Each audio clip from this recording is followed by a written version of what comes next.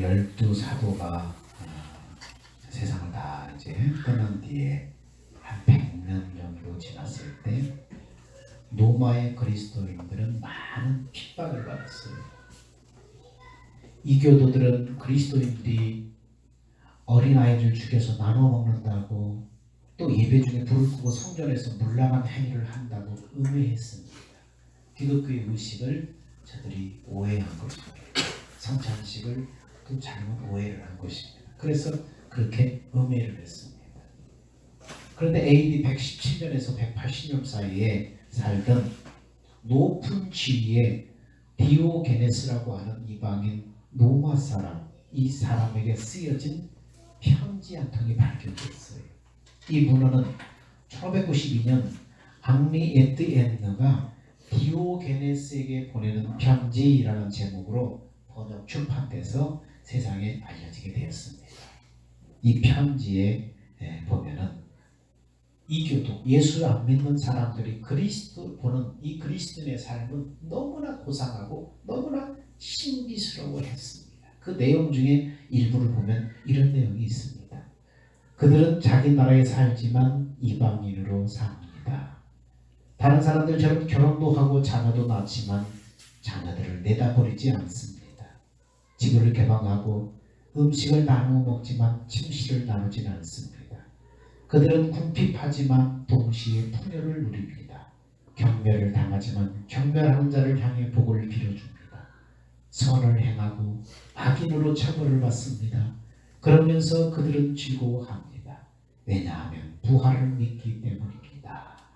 그리스도인에 대해서 이렇게 디오게네스라고 하는 그런 사람을 보내는 편지에서 그리스도인들에 대해서 이렇게 표현을 하고 있습니다. 초대교회 성도들의 이런 삶이 결국은 그 거대한 로마를 변화시킨 거예요. 그런 오늘날 우리 그리스도인들이 회복해야 될 그런 모습은 뭐냐? 초대교회 성도들, 핍박받았던 그 성도들의 모습이 이랬었는데, 예수 믿는 그 환경이 그렇게 안 좋았던 그 당시 성도들의 모습이 이랬었는데, 오늘날 너무나 예수 믿기 좋은 그런 환경 가운데 있는 우리는 어떤가? 우리가 정말 행복해야 될 모습은 뭔가? 오늘 말씀 속에서 여러분이 발견했으면 좋겠습니다. 오늘 본문은 예배소 교회를 향한 주님의 말씀입니다. 여기서 예수님은 어떤 모습으로 묘사되고 있는가 하면, 예배소 교회 사자들에게 편지하기를 오른손에 7별을 붙잡고 7 금촛대 사이에 다니시는 이가 가라사대. 예수님을 이렇게 묘사하고 있습니다. 7별, 7 금촛대. 7별은 교회의 사자들, 교회 목회자를 말합니다. 7 금촛대는 교회를 말합니다. 그 당시 소아시아 교회의 7교회를 지금 얘기하고 있는 것입니다. 예배소 교회의 사자에게 편지를 보내는 원발신자이신 주님에 대해서 요한은 뭐라고 표현합니까? 7 금촛대 사이를 다니시는 이라고 표현하고 있습니다. 예수님을 그렇게 표현하고 있습니다. 7 금촛대 사이를 다니시는 분. 여러분, 왜 주님이 금촛대인 교회 사이를 다니시는 거예요? 맹목적으로 서성이면서 그 사이를 좀 거니시는 거예요?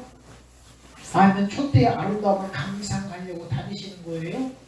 아닙니다.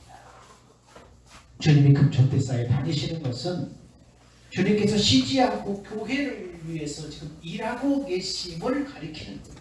주님이 다니시면서 교회를 위해서 끊임없이 일하고 계시는 것을 말하는 것입니다. 레위기 26장 11절에도 이렇게 말씀합니다. 구약성경에 내가 내 장막을 너희 중에 세우리니 내 마음이 너희를 싫어하지 아니할 것이며, 이렇게 얘기하고 있습니다. 내가 내 장막을 너희 중에 세우리라. 장막이 뭡니까? 교회지요.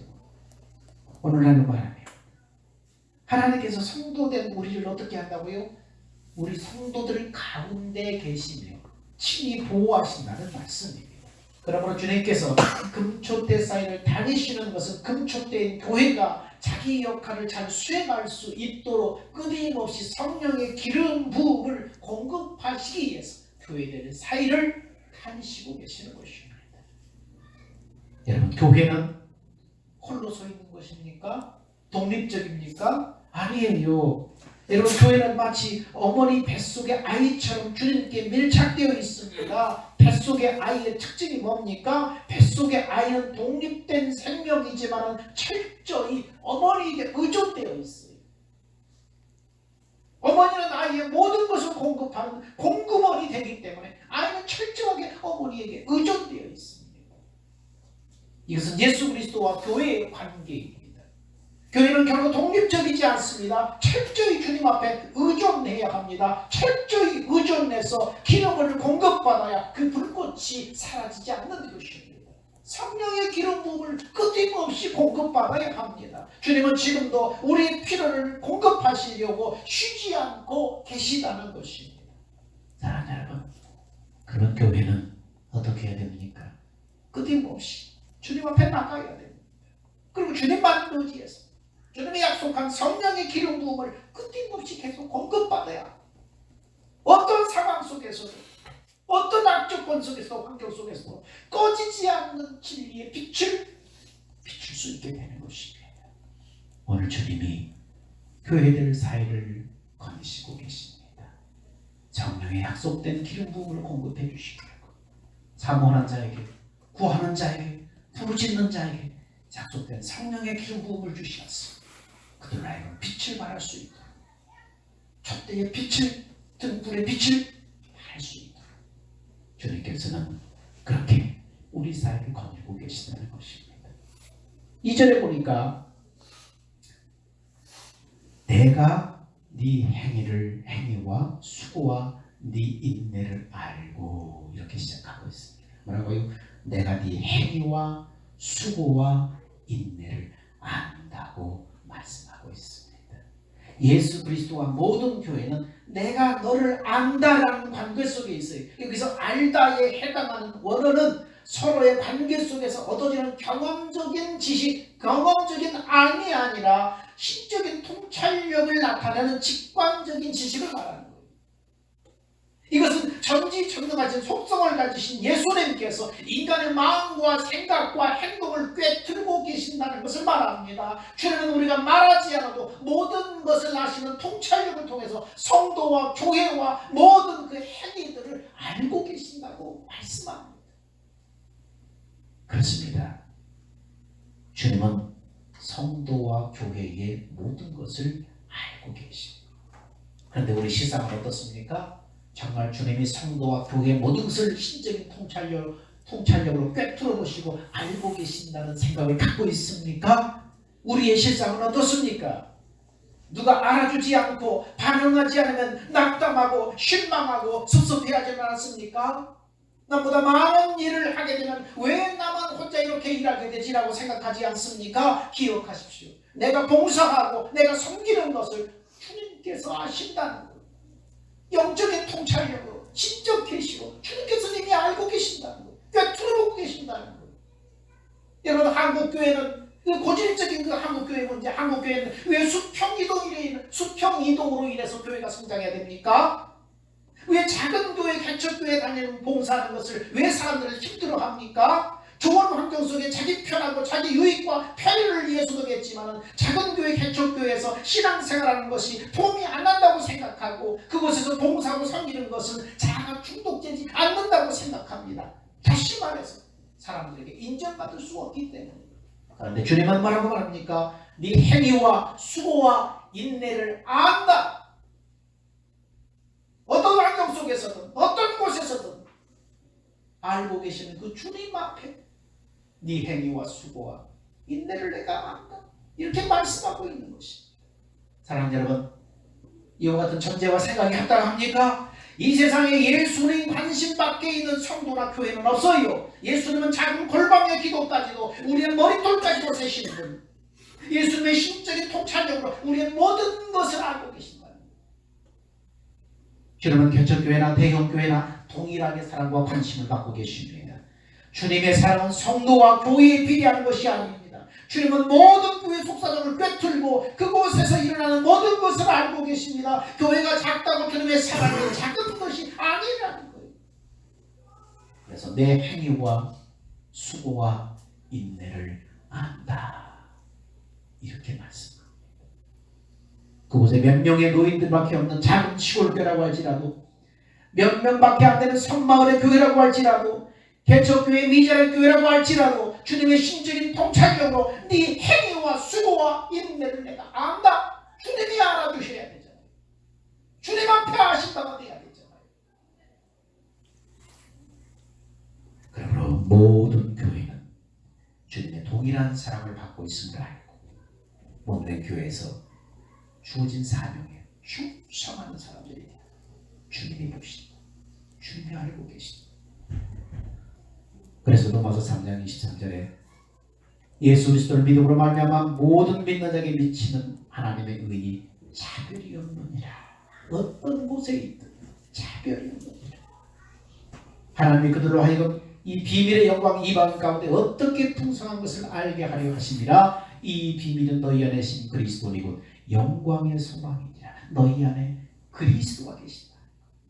너희가 어떤 곳에 있든지 사람들이 어떻게 바라보든 간에 바로 네가 있는 네 안에 예수 그리스도가 계신다. 이 사실을 믿음으로 우리는 믿음의 삶을 살아가야 합니다. 이전에 주님께서는 에베소 교회를 칭찬하고 있습니다. 그런데 본절을 통해서 주님께 칭찬받는 신앙의 특성을 한 가지 발견하게 되는데요. 첫 번째 주님의 칭찬의 참 내용은 행위를 보면은 네 행위와 수고와 인내를 안다 할 때 행위를 보면 한글에서는 잘 구별되지 않지만 원문에는 행위들 복수로 되어 있습니다. 복수로 되어 있습니다. 행위가 한 번 단회적으로 끝나는 것이 아니라 계속해서 그 행위가 지속되었다는 것을 말해주고 있습니다. 두 번째는 행위와 수고라고 하는 히브리 헬라어로 코폰이라고 하는 표현은 그들의 선한 행위들이 표면적인 거칠애가 아니라 육체의 피곤을 뛰어넘는 적극적인 실천이었다는 것을 말해줍니다. 그래서 그 행위가 어떻게 수고, 거칠애를 뛰어넘는, 피곤을 뛰어넘는 적극적인 헌신, 그것을 말해주고 있다는 것입니다. 세 번째는 행위와 수고와 인내라고 말했을 때 인내는 강도 높게 지속적으로 선한 행위를 했다는 것을 말해줍니다. 그래서 그들의 행위를 복수로 표현한 것입니다. 그렇습니다. 이것이 칭찬받는 신앙의 특징이에요. 주님의 예배에서 그를 칭찬했던 그 칭찬받는 신앙의 특징이 뭐예요? 지속적입니다. 적극적으로 실천하는 신앙이다. 지속적이고 적극적으로 최선을 다해서 실천하는 신앙의 모습, 주님께서는 이 모습을 칭찬한 것입니다. 그래서 네 행위와 수고와 인내를 내가 한다. 이렇게 볼 때 우리가 행하는 많은 일들이 주님의 칭찬을 받을 만한가 돌아봐야 됩니다. 교회 안에서 행하는 모든 섬기과 헌신과 봉사들이 주님이 칭찬을 받을 만한가? 우리가 행하는 교회의 일들을 행위와 수고와 인내가 있느냐 지금 이렇게 물으시는 것입니다. 수고와 인내가 없는 일시적이고 단회적인 신앙의 실천은 우리의 양심을 위로하기 위한 극단적인 처방의 가능성이 높습니다. 단회적이고 일시적인 헌신은 칭찬받는 신앙과 거리가 멀다는 것을 말해줍니다. 여러분, 마라톤 선수가 스타트가 남보다 빠르다고 그가 우승합니까? 여러분, 1, 2km 구간에서 1등으로 달렸다고 마라톤에서 반드시 승리한 것은 아니에요. 마라톤은 비록 스타트가 조금 늦어도 끝까지 완주할 때 우승할 수 있는 것입니다. 여러분, 선수로 발탁된 그 선수가 마라톤 경기에 참여했던 선수가 끝까지 달려야 될 사명이 있잖아요. 목표를 향해 달려야 될 소명이 있잖아요. 그런데 달리다가 사정 생겼다고 그만두고 다른 사람에게 맡길 수 있습니까? 멀토당토하는 얘기예요. 모질게 불어오는 맞바람도 감당해야 되고 극심하게 경사진 어떤 길에도 레이스를 포기하지 말아야 되고 마라톤을 완주하는 사람이 영광의 순간과 박수를 받는 것입니다. 신앙의 세계에도 어떤 사정과 난관과 고난 속에서도 사명을 맡은 믿음의 경주자가 끝까지 신앙의 지속성이 있어야 주님으로부터 최종적인 칭찬을 받고 영광에 들어가서 상급을 받는 것입니다. 그렇습니다. 우리의 신앙은 지속성이 있어요. 끝까지 완주하는 지속성이 있어요. 그러므로 여러분도 몸담 교회에서 맡긴 달란트를 감당할 때 끝까지 지속성 있게 완주를 잘 해야 됩니다. 끝까지 동일하게 신앙의 열정과 열심으로 믿음의 길을 경주해야 합니다. 그래서 빌립보서 3장 14절 그렇게 말합니다. 형제들아, 나는 아직 내가 잡인 줄로 여기지 않냐고 오직 한 일, 뒤에 있는 것을 잊어버리고 앞에 있는 것을 잡으려고 표대를 향하여 그리스도 예수 안에서 하나님이 위에서 부르신 부름의 상을 향하여 쫓아가보라. 표대를 향하여, 목표를 향하여, 하나님의 상을 위해서 부르신 그 표대를 향해서 포기하지 않고 내려놓지 않고 끝까지 가는 것이요. 히브리서 10장 36절은 또 이렇게 말합니다. 너희에게 인내가 필요한 것은 너희가 하나님의 뜻을 행한 후에 약속을 받기 위함이라. 그렇습니다. 여러분, 우리는 우리의 신앙생활은 지속적으로 끝까지 완주할 수 있는 그런 하나님의 사람, 하나님의 뜻을 따라 그렇게 달려가는 사람들이 되어야 합니다. 3절에 보면은 또 이렇게 얘기합니다. 네가 참고 내 이름을 위하여 견디고 게으르지 아니한 것을 아노라. 네가 참고 내 이름을 위하여 견디지 않은 것을 아노라. 이것은 이 예배소 교회, 예배소 지방에 이교 신앙과 황제 숭배 사상이 만연했던 무상의 도시. 그래서 세계 가장 불가사의 아덴의 신전, 아덴의 신상이 있어요. 황제 숭배가 극심했던 곳이. 이곳에서 신앙의 순수성을 지키기 위해서 에베소 성도들이 어떻게 살았는가에 대한 결론적인 평가입니다. 네가 참고 내 이름을 견디고 게으르지 아니한 것을 아노라. 주님이 아신다는 것. 주님이 알아줘야 돼. 사람이 알아주는 것이 아니라 주님이 알아줘야 돼. 그들이 어떻게 했다고요? 그들은 먼저 참았습니다. 믿음의 삶을 끝까지 참았습니다. 어떤 환난과 어떤 핍박에도 굴하지 않았다는 거예요. 그들은 주님의 말씀을 따라 주님께만 가는 사람들이었습니다. 그들은 어떻습니까? 견디었습니다. 그들은 예수님의 본을 쫓는 삶을 살아가면서 부끄럽지 않게 생각하고 견디었습니다. 여러분, 그런데 에베소 교회 성도들이처럼 참고 견딘 이유가 무엇이었습니까? 그들이 참고 이렇게 견딘 이유가 무엇이었어요?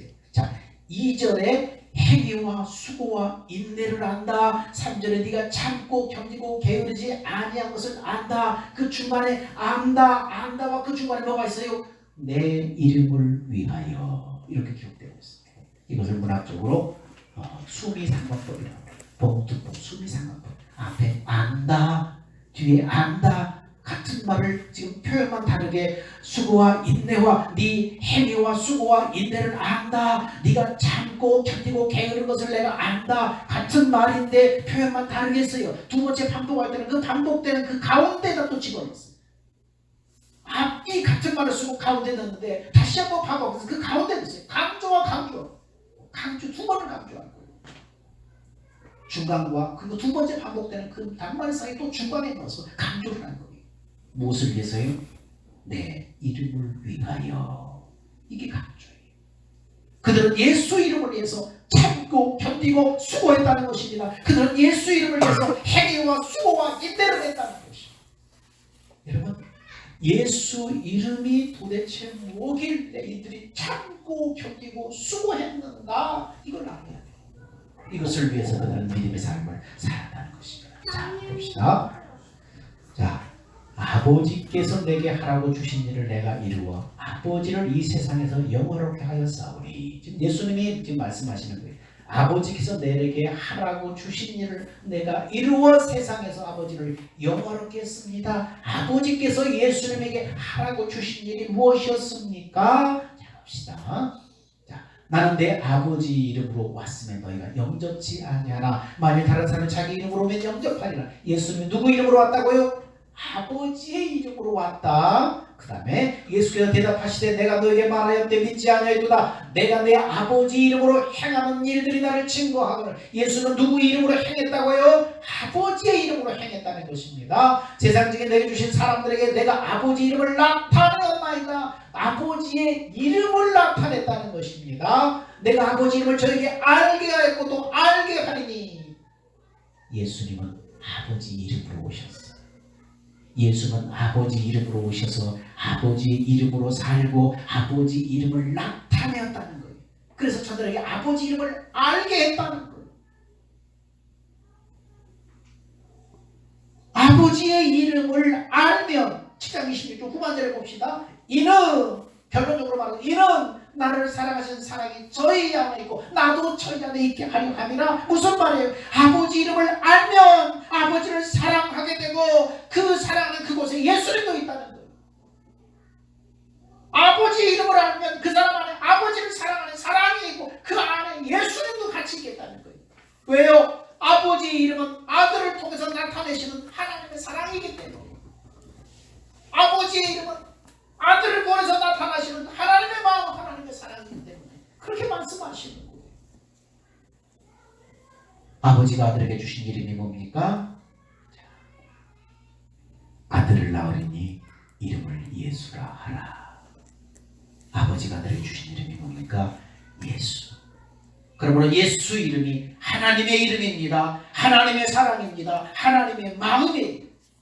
아들을 통하여 나타나시는 하나님의 사랑을 알고 받아들이는 것이 예수 그리스도를 나의 구주 나의 하나님으로 영접하는 것이며, 아들의 영이 내 안에 임하심으로 나는 하나님의 생명으로 태어나는 것입니다. 이것이 하나님의 자녀가 되는 구원의 기제예요. 아들을 통해서 나타나시는 하나님의 사랑을 알고 믿고 받아들이는 것, 그것이 바로 구원의 기제예요. 그래서 요한복음 3장 16절에 뭐라고 말합니까? 하나님이 세상을 이처럼 사랑하사 독생자를 주셨으니 저를 믿는 자마다 멸망치 않고 영생을 얻게 하려 하심이라. 요한복음 3장 16절에 그렇게 말씀합니다. 아들을 받아들일 때 영생을 얻는 거예요. 그러므로 3절에 예수 이름을 위하여 산다는 것은 아들을 통해서 나타나신 하나님의 사랑을 알고 그것을 받아들일 때 마귀 종된 나의 옛사람이 죽고 예수님의 내 안에 살아계심을 믿음으로 내 안에 임하시는 하나님의 마음, 내 안에 임하시는 하나님의 마음. 그러니까 예수 이름을 위해서 산다는 것은 내가 죽고 내 안에 살아계신 예수를 믿음으로 내 안에 임하는 그 하나님의 마음으로 하나님의 이름으로 예수 이름으로 살아서 뭐하는 거예요? 예수님처럼 예수 이름을 나타내고 예수 이름으로 행하고 예수 이름으로 알게 하고, 그래서 예수 이름을 나타내서 예수 이름을 알게 하는 아버지가 예수님이 그렇게 사셨잖아요. 내가 아버지의 이름으로 와서 아버지 이름으로 살아내므로 아버지 이름을 나타내고 그래서 사람들에게 아버지를 알게 해서 그들이 하나님의 사랑하게 되고 그 사랑 가운데 나도 함께 있게 하려 합니다. 그렇습니다.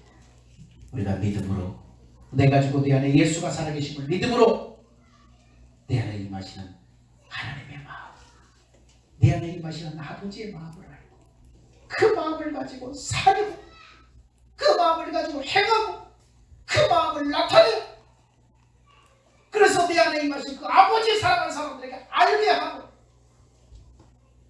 이것이 바로 믿음의 삶입니다. 이런 삶을 위한 행위, 이런 삶을 위한 수고, 이런 삶을 위한 인내를 알아주신다는 거예요. 이런 삶을 위해서 참고 견디고 게으르지 아니할 때 이기는 삶을 살아가면서 그날에 낙원에 있는 생명나무 과실을 먹게 해주겠다는 거예요. 이런 삶을 무엇을 위해서 수고와 행위와 눈물과 참고 견디고 게으르지 아니한 무엇을 위해서? 내 이름을 위해서 내 안에 임하신 아버지의 마음을 알고 그 마음을 받아서 그 마음으로 살아내므로 그 마음을 나타내므로 사람들에게 알게 해서 그들로 하여금 아버지의 사랑을 알아서 하나님을 사랑하게. 그러면 나도 그 사랑 가운데 나도 함께 있겠다. 예수님도 함께 있겠다. 그들이 생명하고 구원하고 그들을 데리고 들어오는 거예요. 여러분, 이것이 교회 생활에 적극적으로 동참하고 헌신하는 동기가 되어야 됩니다. 주님께서는 금초 때 교회에게 약속된 성령의 기름을 공급하십니다. 주님 앞에 나아가십시오. 주님을 의존하십시오. 그래서 약속된 성령의 기름을 구하고 공급받으십시오. 이런 삶을 위해서 내 행위와 수고와 인내를 하신다고 주님 말씀합니다. 마라톤 선수처럼 사명감을 가지고 곁들을 향해서 주어진 그곳에서 최선을 다해서 지속적으로 포기하지 말고 완주하십시오. 그러나 이 모든 것은 주님의 이름을 위해서 해야 됩니다. 아버지 마음을 알고 아버지 마음으로 살아서 아버지 힘을 나타내서 아버지를 사람들에게 알게 해서 그들로 하여금 하나님을 사랑하게 만듭니다. 아버지 이름, 주님의 이름을 위해서요. 주님의 이름으로 살고 나타내고 일하게 알게 하는 것이 우리의 신앙생활의 동기와 목적이 되어야 한다는 것을 말씀해 주고 있습니다. 다른 여러분 들으십시오. 오늘 성령이 귀 있는 자는 성령이 하시는 말씀을 들을지어다 이렇게 말하고 있습니다. 여러분의 마음에 성령이 뭐라고 말씀하시는지 들으시고 주님의 이름을 위해서 믿음의 삶을 경험하는 여러분이 되시기를 주의 이름으로 축원드립니다. 하나님 감사합니다. 하나님, 우리 믿음의 삶에 대해서 주님께서는 네 행위를 안다. 네 수고와 인내를 안다. 참고 견디고 게으르지 않은 것을 내가 안다. 하나님, 우리의 모든 헌신과 수고와 섬김이 사람이 아니라 내 부활에 주님께 하신 바 되게 하여 주시옵소서. 무엇을 위해서 참고 게으르고 견디고 무엇을 위해서 수고와 행위를 합니까? 내 이름을 위해서, 주님의 이름을 위해서, 주님의 이름을 받아서 주님의 하나님의 마음을 받아서 하나님의 마음을 나타내고 하나님의 마음으로 살고 하나님의 이름을 사람들에게 알게 하고 그들이 하나님을 사랑하게 만드는 것, 이것을 위해서 우리의 모든 섬김과 수고와 헌신이 되게 하여 주옵소서. 우리의 생명 대신 예수님의 이름으로 기도하옵나이다. 아멘. 기도합시다.